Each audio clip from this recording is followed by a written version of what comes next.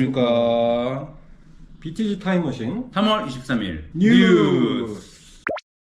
1962년에는 96번째 캐번 클럽의 점심 공연과 캐번 클럽의 63번째 저녁 공연이 함께 일어난 날입니다. 네, 보통 점심 공연은 정오 12시부터 오후 2시까지 네. 진행되었다고 합니다. 네. 근데 이제 점심 공연과 저녁 공연을 둘 다 한꺼번에 했던 날은 오늘이 바로 23번째였다고 합니다. 네.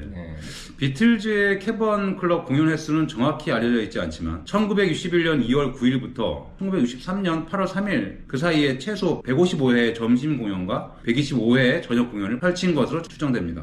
62년 10월 5일에 Love Me Do 싱글이 나오고 63년에는 Please Please Me 앨범이 나오기 때문에 네. 비틀즈가 이제 전국구 스타가 돼서 63년 8월 이후로는 네. 캐번 클럽 리버풀에서 공연하는 것은 힘들어진 상황이 됐기 때문에 아마 8월 3일 이후에는 공연하지 않게 됐던 것 같고요. 네. 그리고 1963년에는 뉴캐슬 시청에서 비틀즈의 라이브가 있었네요. 1963년 3월 23일이면은 이미 플리즈 플리즈 미 앨범이 나온 이후이기 때문에 네. 뉴캐슬 시청의 이 공연은 전국구 스타로 거듭나고 있는 비틀즈가 영국 투어를 하는 일환으로 치러졌던 공연으로 그렇게 아시면 되겠습니다. 뉴캐슬 시청이 좀 큰 데인가 봐요. 네. 그래서 이후 비틀즈는 이 공연장에서 세 차례를 더 공연했다고 합니다. 네네네. 다음 연도로 넘어가 볼까요? 네, 1964년입니다. 네, 64년이면은 일단 64년 2월 7일에 비틀즈가 미국 방문을 하게 되면서 네. 그때 비틀즈의 붐이 미국에서도 일게 되거든요. 2월 1일에 비틀즈가 미국에서 첫 싱글 1위를 하게 됩니다. I Wanna Hold You Hand으로. 네. 그러니까는 이미 미국에서도 싱글 1위를 한 스타죠. 스타가 된 비틀즈가 후속 싱글을 발매하게 된 겁니다. 네. Do You Wanna Know Secret? 후속 싱글곡이 Do You Wanna Know 예. a Secret인 예, 요날 Do You Wanna Know Secret의 싱글을 발매한 겁니다. 이게 근데 재미있는 게 네. 이걸 어디서 발매했냐면 BJ에서 발매했거든요. BJ. 미국의 앨범이나 싱글들은 다 캐피톨에서 발매를 하는데 네. 이게 BJ에서 Do You Wanna Know Secret은 발매를 했단 말이에요. 이게 왜 그런지가 또 재밌는 대목인데 비틀즈가 64년 2월 1일 아워너리언으로 1위를 하기 이전에는 비틀즈가 미국에서 성공을 할 것이라는 데 대해서 회의적으로 보는 사람들이 상당히 많았어요. 왜냐면 영국 밴드가 미국에서 1위를 한다는 게 이 시절만 해도 이게 보통 어려운 일이 아니었거든요. 그 전에 발매했던 싱글들을 그래서 캐피톨에서 발매를 안 하려고 합니다. 그래서 BJ에서 발매를 한 거예요. 서로 이제 안 하려고. 영국 저 밴드 듣보잡 밴드가 발매해봤자 우리 돈 못 번다.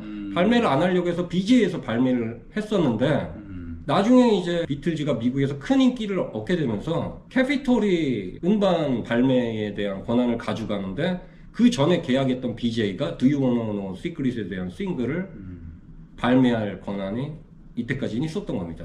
이게 싱글이네요.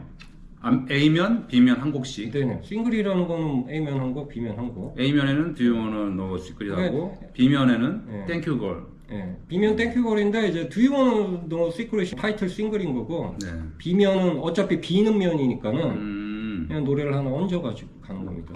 오케이. 잘하겠습니다. 그리고 24년 당일날 또 미국 EP 발매가 있었습니다. EP는 이제 한 곡이 아니라 두 곡, 세 곡이 들어가 있는 음반이죠. 네.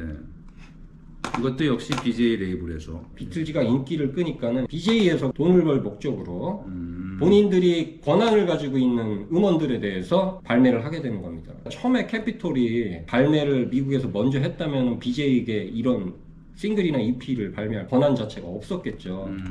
이 EP에는 4곡이 수록되어 있었습니다. 네. BJ는 캐피톨 레코드가 비틀즈의 음악을 발매하기 시작하기 전까지 제한된 수의 비틀 노래를 발매할 권리를 가지고 있었다고 합니다. 네, 아까 제가 말씀드린 그 맞아요. 부분이죠. 이게 서로 비틀즈 음반을 안 내려고 해서 BJ한테까지 권리가 가게 된 겁니다, 초기에. 네. 횡재였네요, BJ 입장에서는. 네. 근데 BJ가 처음에 싱글 2개를 냈었는데 2개 다 망해요. 그래서 세 번째 미국의 싱글은 BJ도 아니고 캐피톨도 아니고 스완 레코드라는 데서 발매를 하게 되거든요. 또 64년 당일날 좀 이슈가 좀 있네요. 64년 당일날 존 레논의 자서전 In His Own Right가 출간되었다고 합니다. 그러네요. 예. 존 레논의 첫 번째 자서전 In His Own Right가 네. 발매가 됐네요. 네. 예. 이 책이 6실링 6펜스에 판매되었다고 합니다. 얼마? 지금 돈으로 얼마인가요? 지금 돈으로는 비슷한 2만 원 정도 되지 않을까 싶은데요. 비싼데요?